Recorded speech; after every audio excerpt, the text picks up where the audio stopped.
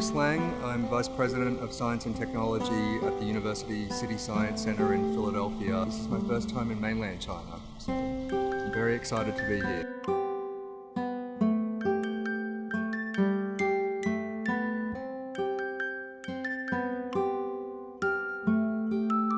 My first impression is that there is a lot of growth going on here, and so we're very aware of the increasing prominence of China in science and research and development.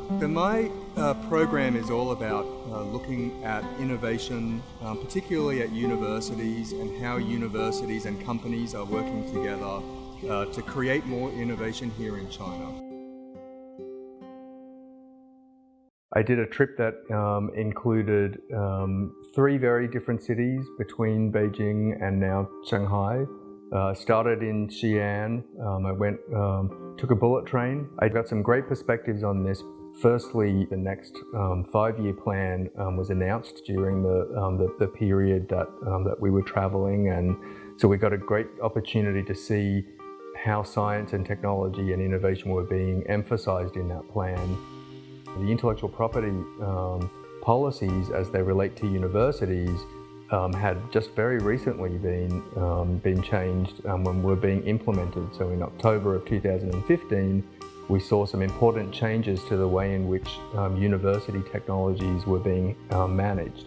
So it was a great opportunity to talk to a number of people about how these changes were influencing the way in which universities are encouraging their faculty members to work with companies and to commercialize their technologies.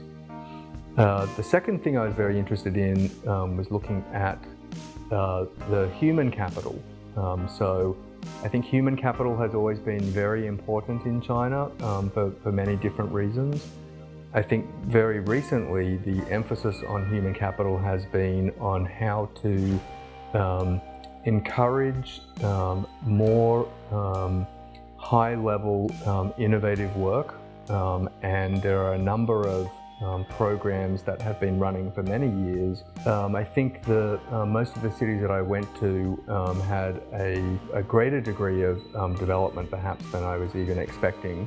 But this is all really a matter of degree. I think I experienced to some degree what I was expecting, but the one thing that I will say is that experiencing it is very different from reading about it, and the fact that I was able to come and see things with my own eyes and talk to people and have real experiences added a great deal more dimension to my understanding of what was going on than just reading about it in the news or on the media. So I think from that perspective, it really added a great deal of texture to what I think I already understood about China. I feel a much warmer feeling towards the Chinese people perhaps than I did before, because I've had the opportunity now to meet people and to experience speaking with them and eating with them and spending time with them. So that's probably been the biggest takeaway for me. I know this is not my last trip to China, so I will definitely return.